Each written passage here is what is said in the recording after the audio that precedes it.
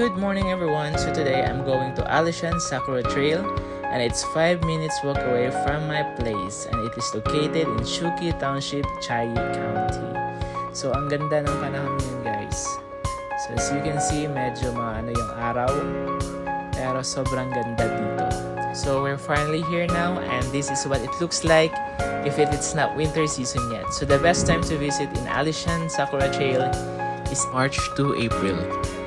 So if you're in Taiwan guys, you should visit here and I will show you why you need to visit Alishan Sakura Trail during its season. So later guys, ipapakita ko sa inyo yung daytime pag naka full bloom ang Sakura Trail, ang mga cherry blossoms.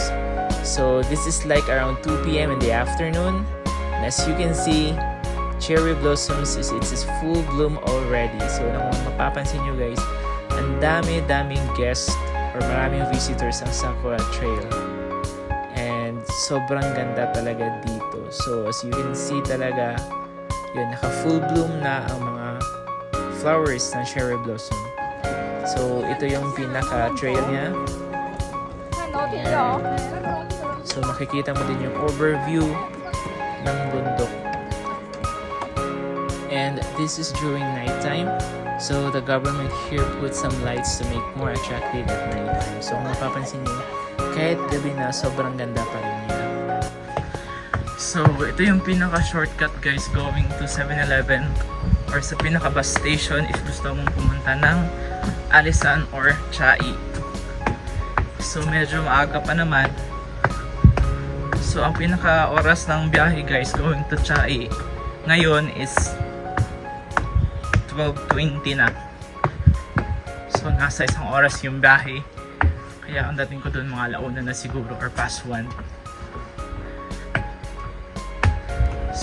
So ito yung Sakura Trail. Parang tama ko dito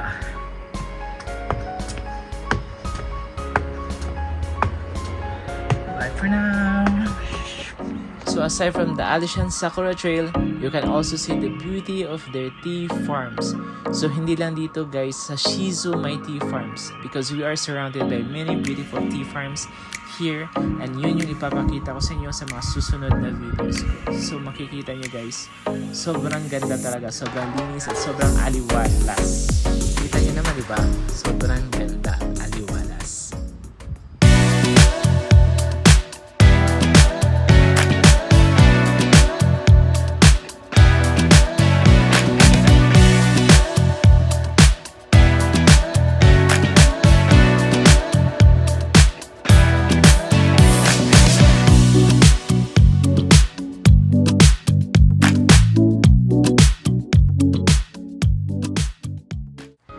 Itong way na dinadaanan ko ngayon is going to 7-Eleven to or bus stop. Ipupunta ko ng Alishan, mapupunta ako ng Chiayi City. So sobrang ganda din dito guys. Napaka-organized, sobrang linis tingnan, sobrang aliwalas ng panahon. Ayan, yun guys. Diba? So pwede ka kasi mag-shortcut dito sa mga tea farm mismo eh. At wala namang naninita kasi hindi naman talaga bawal. So bye-bye! By the way, sila pala yung guest namin this morning. Bye-bye everyone! See you next time!